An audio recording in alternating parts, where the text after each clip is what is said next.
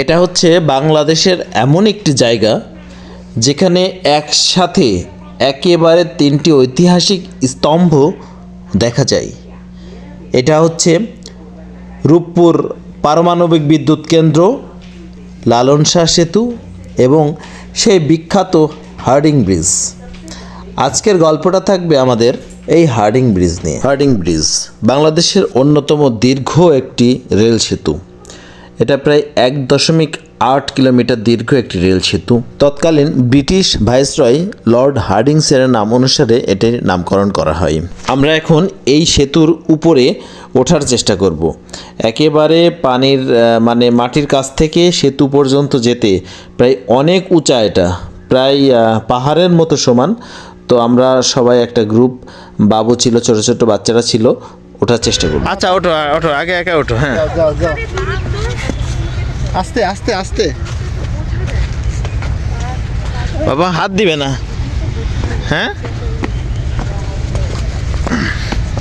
এই তো দেখো আমাদের পাহাড়ে ওঠা হচ্ছে, তাই না?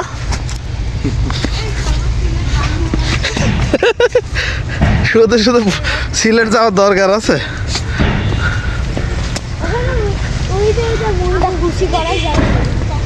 একেবারে আসলে সেতুর উপরে ওঠা আসলে সত্যি পাহাড় বেয়ে ওঠার মতোই আমার কাছে ফিল হচ্ছিল। বান্দরবনে যে পাহাড়গুলো বা টিলাগুলোতে আমরা উঠেছি, একেবারে এখানেও ঠিক ওই রকমই একেবারে। বাবা কষ্ট হচ্ছে? ওকে,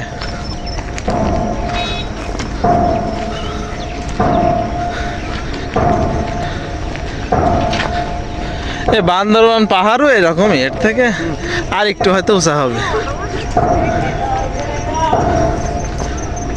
প্রায় অনেকটা পথ বেয়ে বেয়ে ওঠার পরে আমরা সেই কাঙ্ক্ষিত জায়গা হার্ডিং ব্রিজের একেবারে কাছে বা একেবারে হার্ডিং ব্রিজের মধ্যে আমরা চলে যাওয়ার মতো একটা রাস্তায় চলে আসছি। আমরা দেখেন একেবারে হার্ডিং ব্রিজের কাছাকাছি চলে আসছে এবং আমরা এখন এখান থেকে আস্তে আস্তে হার্ডিং ব্রিজের ভিতরে যাব।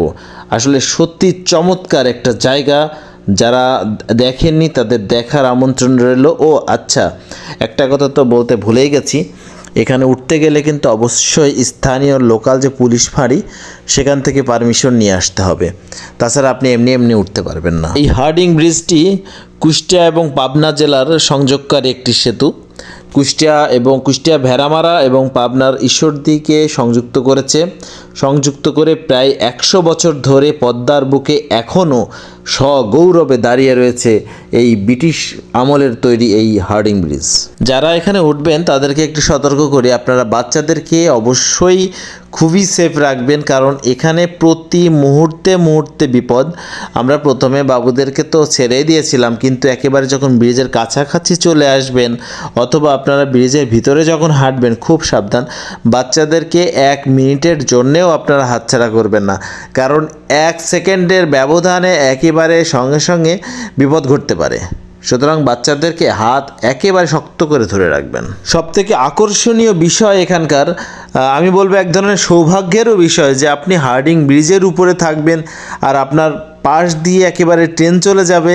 এটা আসলে একদম দেখতেও একেবারে অসাধারণ লাগে এবং আমাদের ভাগ্যে ঠিক সেটাই ঘটেছিল।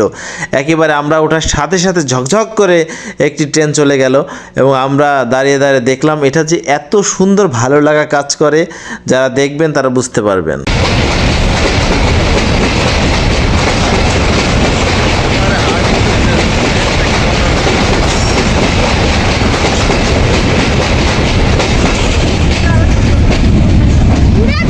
প্রিয় দর্শক, আমরা এখন একেবারে হার্ডিং ব্রিজের মাঝখানে অবস্থিত। আমরা এর ভিতরে যে হাঁটার জায়গাটা আছে সেদিক দিয়ে আস্তে আস্তে হেঁটে হেঁটে হার্ডিং ব্রিজের মাঝখানে আসলাম। দেখেন এখানে দেখতে কত সুন্দর। পদ্মা নদীতে এখন আসলে পানি তেমন নেই, প্রায় শুকনা অবস্থা হয়ে আছে। তবে পদ্মাতে ভরপুর পানি থাকলে বিষয়টা আরও অ্যাডভেঞ্চার এবং আরও ভয়ঙ্কর লাগতো আসলে।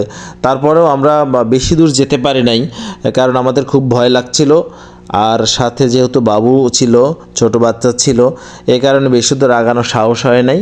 তো এই হলো হার্ডিং ব্রিজের ভিতরের অবস্থা। দেখেন মাঝখানে কিন্তু হাঁটার জায়গা আছে, অনেক সুন্দর হাঁটার জায়গা আছে।